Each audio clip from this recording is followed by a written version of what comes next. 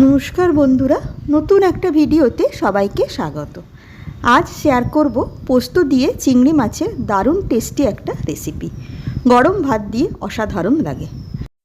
প্রথমে চিংড়ি মাছটাকে খোসা ছাড়িয়ে নিয়ে ভালো করে ধুয়ে নুন হলুদ মাখিয়ে মিনিট 15 জন্য রেখে দেব। এখানে আমি 150 গ্রাম ওজনের চিংড়ি মাছটা নিয়েছি। ভাজবার জন্য কিছুটা সর্ষের তেলকে গরম করে নিয়ে মাছগুলোকে দিয়ে দিলাম। মিডিয়াম ফ্লেমে হালকা লালচে রং ধরা পর্যন্ত উল্টে পাল্টে একটু ভেজে নিলাম। হালকা লালচে হতে তেল ছেঁকে একটা প্লেটে তুলে নিলাম। এইবারে তরকারিটা বানাবো। চিংড়ি মাছ ভাজার তেলটাকে একটা বড় কড়াতে নিয়ে তার সঙ্গে আরও 1 টেবিল চামচ সর্ষের তেল যোগ করে দিয়ে দিলাম কুচনো পেঁয়াজ। এখানে আমি মাঝারি সাইজের একটা পেঁয়াজকে পাতলা পাতলা করে কুচিয়ে নিয়েছি। তোমরা তরকারির পরিমাণের ওপর নির্ভর করে পেঁয়াজের পরিমাণটাকেও কম বেশি করে নেবে। হালকা লালচে রং ধরা পর্যন্ত পেঁয়াজটাকে মিডিয়াম ফ্লেমে মিনিট 2-3 মতো ভেজে নিলাম।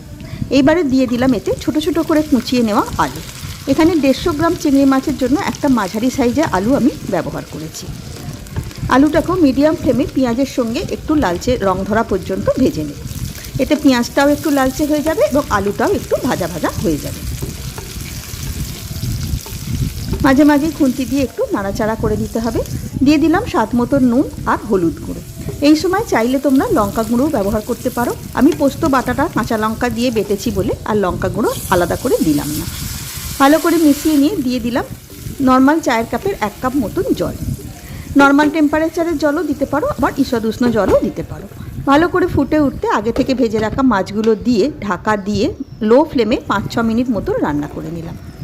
মিনিট 5-6 বাদে দেখে নিলাম আলুটা সেদ্ধ হয়েছে কিনা। দেখো সুন্দরভাবে সেদ্ধ হয়ে গেছে এবং মাছটাও নরম হয়ে গেছে। এইবারে দিয়ে দিলাম আগে থেকে বেটে রাখা পোস্তটা। এখানে 2-4 চামচ পোস্তকে আমি বেটে নিয়েছি। সঙ্গে দিলাম 2টো চেরা কাঁচা লঙ্কা। পোস্তটাতেও আমি কাঁচা লঙ্কা একটা যোগ করেছি বাটবার সময়। একটু ফুটে উঠতে দিয়ে দিলাম 1 টেবিল চামচ মতো কাঁচা সর্ষের তেল।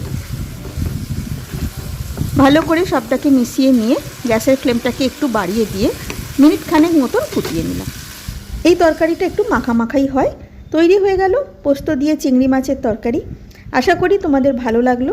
যে কোনো দিন একবার এইভাবে বানিয়ে দেখবে, খুব ভালো হয়। ধন্যবাদ।